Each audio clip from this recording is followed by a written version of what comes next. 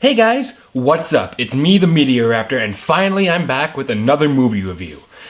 Now you guys, I've been gone for a couple weeks now since I did the review on Interstellar, and since then I've seen two movies I really wanted to see. Those movies being both Mockingjay Part 1 and The Penguins of Madagascar. And tonight I'm going to review the 2014 action movie Mockingjay Part 1.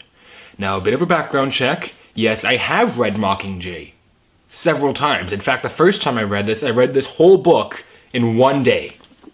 That's how good it was. Or at least, that's how much I wanted to read it because the previous two, Catching Fire and The Hunger Games, were just amazing. And I have seen both Catching Fire and Mockingjay, both on their opening nights. So yeah, I know this franchise pretty well, and I have read all the books more than once. I've read them multiple times. Now, before, I'd just like to start off by saying, the movie was great. You know, I don't want to get off on the wrong foot. I thought the movie was great. It was really well made. I just don't get why they wanted to split it into two parts. There are very few movies when I actually could understand them justifying them splitting it into two parts. Man, I can't... Okay, so the new remake of Stephen King's It that they're making, it's going to be made into two parts. I can understand that. The Lord of the Rings, I understand... Well, The Hobbit, I could understand two parts. I don't understand three, but frankly, I don't care because I'm going to see it anyways, and I'm going to think it's awesome. Because really, they have nothing to do with the book, but they are still amazing. Yeah.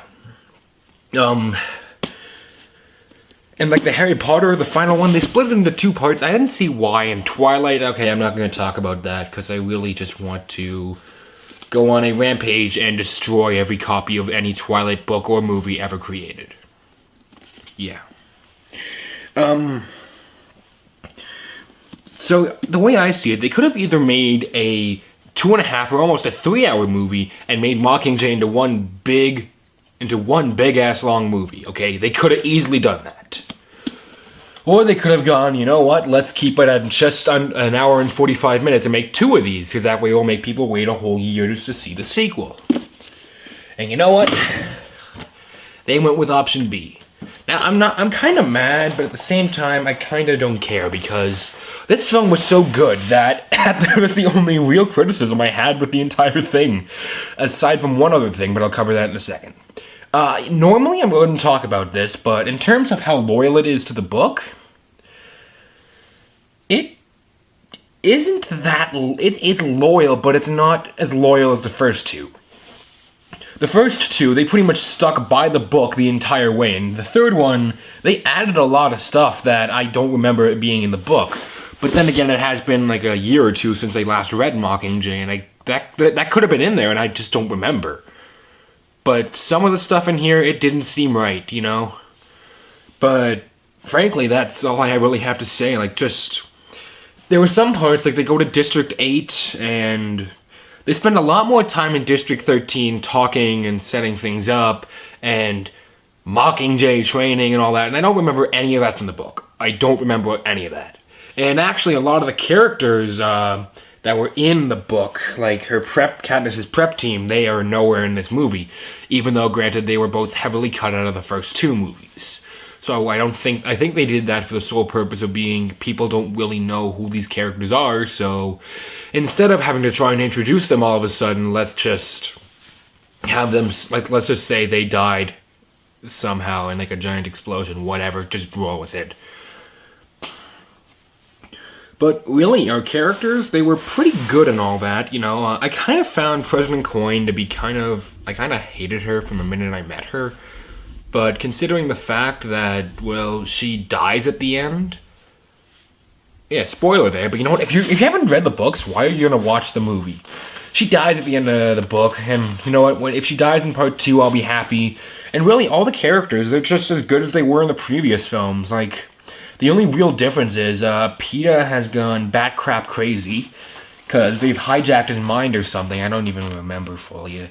They hijacked his mind, and it's really kind of hard to explain unless you've read the book, because they talk a lot about these creatures that they made in the book that are in no way realistic in this world. It's kind of confusing, but let me try and explain. They took all the good memories he had, and they essentially turned them evil against one image, which was Katniss. So at the end, when they finally get him back and he tries to kill Katniss, that's kind of their whole justification for it. And the only other real difference is the fact that Katniss is now kind of pissed off at the Capitol because, let's see, they totally destroyed District 12, and when they were in District 8 trying to help people, they blew up a hospital full of innocent people.